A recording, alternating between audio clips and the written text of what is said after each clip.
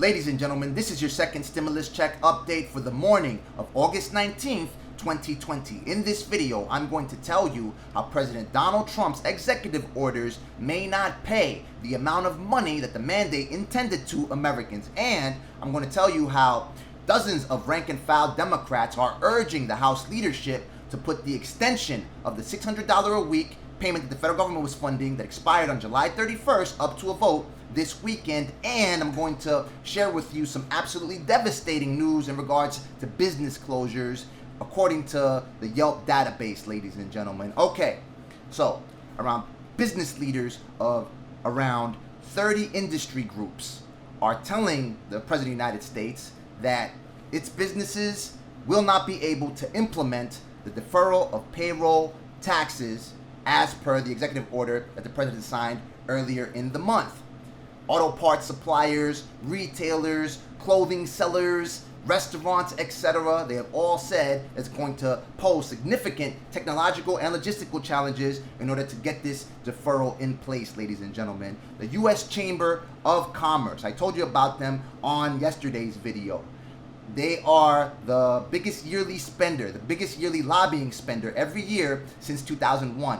Just in the 2020 cycle alone, the U.S. Chamber of Commerce has already paid out $2 million in ads favoring GOP candidates and $436,000 in federal races favoring GOP candidates. U.S. Chamber of Commerce, representing over 30 industry sectors, sent a letter out to President Donald Trump stating that its members will not be able to implement payroll tax deferrals as per President Donald Trump's executive order. It's stating that the businesses would have to update its payment systems in order to put the deferral in place, and that a worker making around $50,000 a year would have to pay a lump sum tax bill of anywhere from $1,100 to $2,200 in 2021. The chamber has suggested that it will not lead to bigger paychecks as per the intentions of the executive order, so it is urging the administration to work on comprehensive legislation that will actually help American workers. Now, as you know, on the same day that he signed this executive order, President Donald Trump signed another executive order mandated the federal government pay an enhanced unemployment insurance benefit of $300 a week. It was actually $400 a week, and then the states would have to cover 25% of it. Then they came back and stated that the administration stated that a state could go ahead and account its part, its share of the payment with the money it's already paying through its state benefits. So if a recipient is receiving at least $100 a week in state unemployment benefits, then the federal government would still pay out the $300 a week in enhanced unemployment insurance. President Donald Trump appropriated $44 billion for this order from the Disaster Relief Fund. This is a fund that's managed by the Federal Emergency Management Agency. $44 billion. At the time of this filming, the fund has a balance of $68.4 billion. Now, FEMA released a memo stating that it would disperse up to 3 weeks of payments. In other words, enough money to go ahead and cover 3 weeks of $300 a week in enhanced unemployment insurance to states to ensure that the agency has enough money to pay out to all states that apply. Now, as of right now, 7 states have already been approved for the program.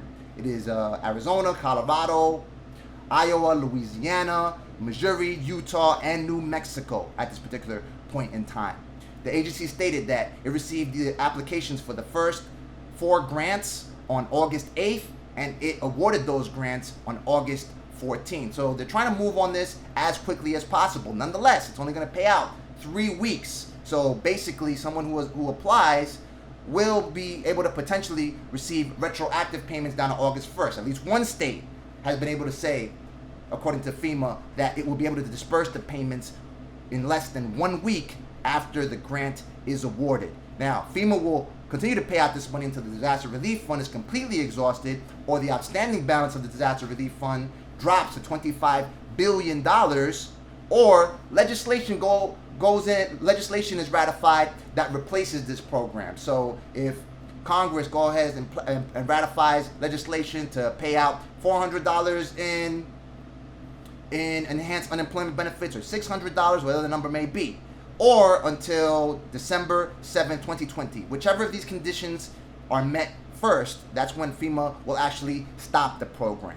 That said, dozens, according to Politico, about 100 rank-and-file Democrats are urging the House leadership to put up the extension of the $600 a week enhanced unemployment benefits that expired on July 31st up to a vote this weekend. As you very well know, as I've told you, Nancy Pelosi, I was frustrated with this. Speaker Nancy Pelosi called on Congress during a caucus call on Monday, 11:30 in the morning, to reconvene in order to vote on a $25 billion subsidy for the post office, because a number of changes were taking place by the postmasters, and they thought it was a sabotage based on what the president was saying in order to stop mail-in voting, etc., dismantling of mail sorting machines, cutting of overtime hours, removal of mail collection boxes. So now Democrats, they signed on to a letter, dozens of them, 50 of them according to The Hill. It's coming from it's headed by the New Democrat Coalition. That's headed by Derek Kilmer. He's from Washington, Congressman Derek Kilmer from Washington. Scott Peters from California, Congressman Scott Peters from California, and Congressman Don Bayer from Virginia. They're calling to go ahead and vote on this to get money out to the American people. According to the letter, the $600 a week enhanced unemployment benefit would continue to be paid out according to economic conditions in the state. So, an earlier Democrat proposal called for paying out the $600 a week enhanced unemployment insurance benefit until certain economic conditions were met. So, if a state had an unemployment rate of about 11%, every single time that unemployment rate would drop by 1%, the amount of money paid out through the enhanced unemployment insurance program would drop by $100. And then it would be phased down until the state unemployment rate would drop down to 5%. In absolutely devastating news in regards to businesses, ladies and gentlemen, according to the Yelp database, the VP of Data Science at Yelp has reported that 155,000 businesses in its database as of August 11th have closed, ladies and gentlemen. And that is down, because that's up, that is up from 133,000 business closings as of July 10th, 2020, ladies and gentlemen. So that's bad. The worst news about this is that out of that 155,000 closures of businesses, 61% will be permanently closed. They're not coming back, ladies and gentlemen. Restaurants have been hit the most due to the economic blow that the pandemic has dealt on small businesses. A whopping 28,298 restaurants have closed since March 1st. 64% of those restaurants are permanently closed, ladies and gentlemen. So that's another data point, another economic indicator that you can go ahead and include in your emails that you're going to send out to the U.S. Senate Committee on Small Business and Entrepreneurship, so they can work on including S.4227 to mandate that the Small Business Administration disperses the full $10,000 economic injury disaster loan advance to all legitimate small businesses. And this committee is also working on complete forgiveness of the economic injury disaster loan, ladies and gentlemen. And you can send it to your congressional representatives that you can go ahead and find by visiting govtrack.us/congress/members/map. They have to do it. They have to do something to this effect to get out this relief to Americans and businesses as quickly as possible. Just as the Target CEO just called for. He called for more stimulus because he stated that businesses will suffer if both Americans don't have the money as consumers to go ahead and spend money where they can continue to report explosive growth in their quarterly earnings, and small businesses are not afloat in order to serve that demand, in order to be able to stay afloat and to keep people employed, ladies and gentlemen. So it all works. Everything works together.